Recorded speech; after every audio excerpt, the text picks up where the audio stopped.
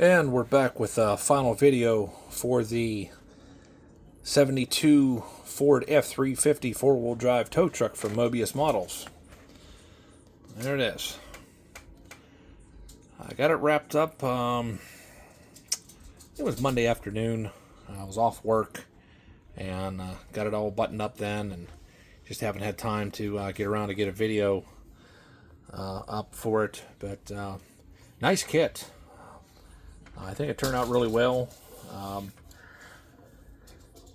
Really, it went together pretty well. There was only one minor issue that I'll tell you here in a minute, but overall, I'm very happy with the way the kit turned out. You can see I did some weathering there on the inside of the bed. Got the chains in there. Got all the decals on it. Got a little bit of weathering on the body, some scuff marks, some wear marks here and there, a couple little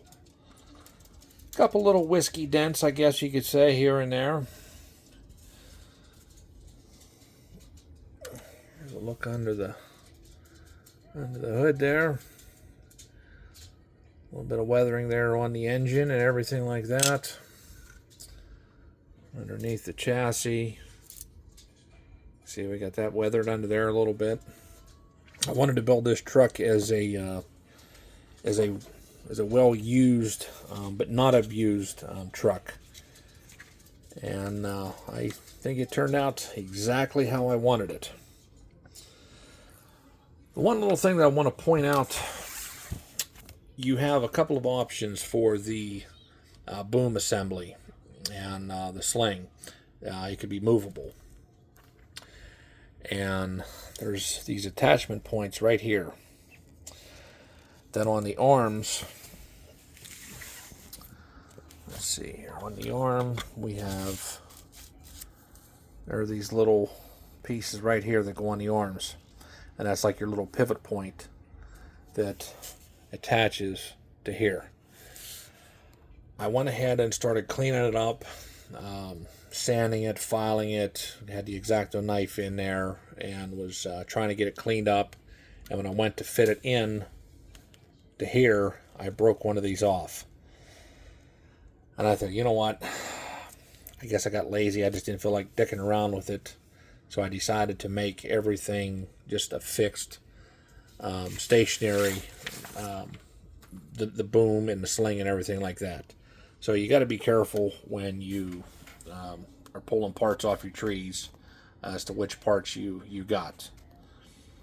And I did choose to do the rigging because I thought it looked more realistic with the rigging.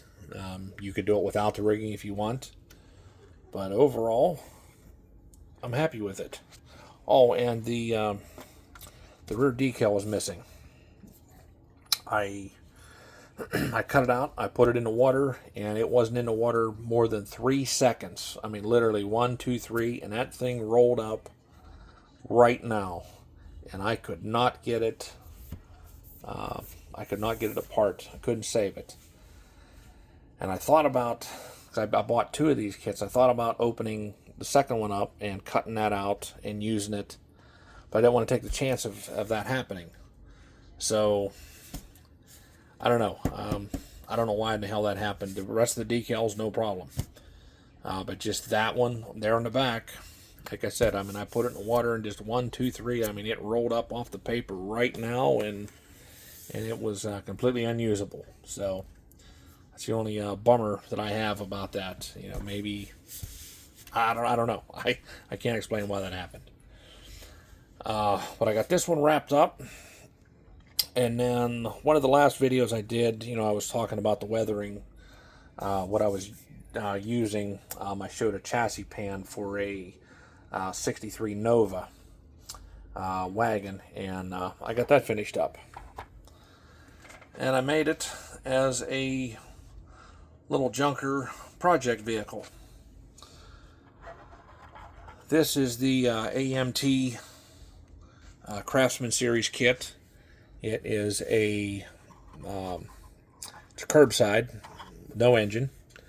It does give you that little pan that you can put in there that you can see from the bottom. But I noticed I didn't paint the underside of the interior there. Damn, I just didn't know that, didn't realize that. But you could put that little pan in there and,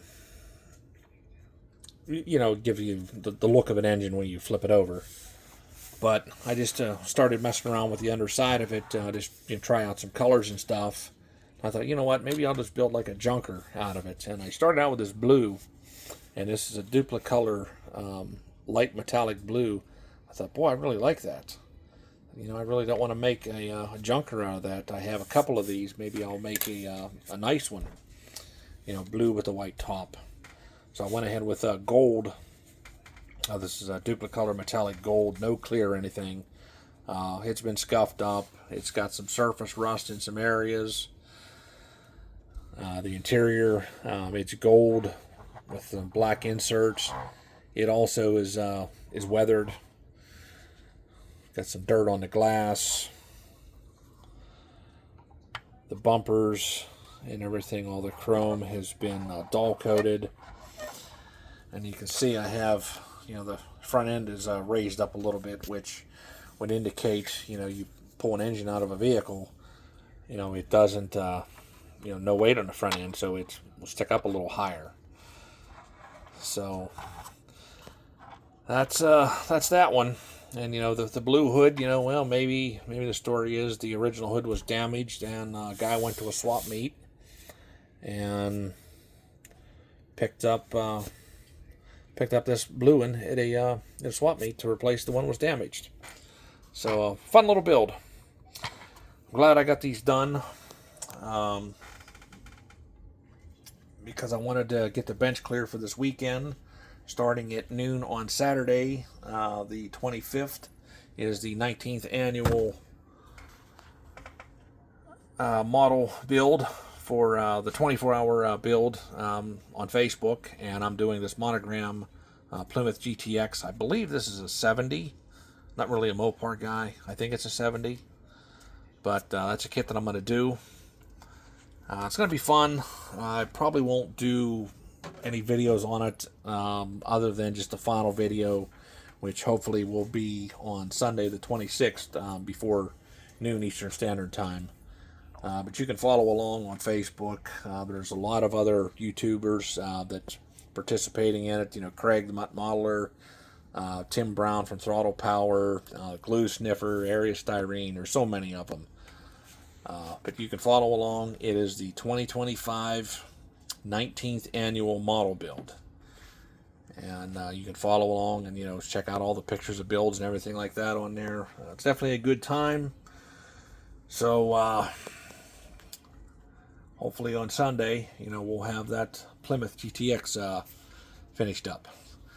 Alright guys, that's all I got for now. So the next time, we'll talk to you later.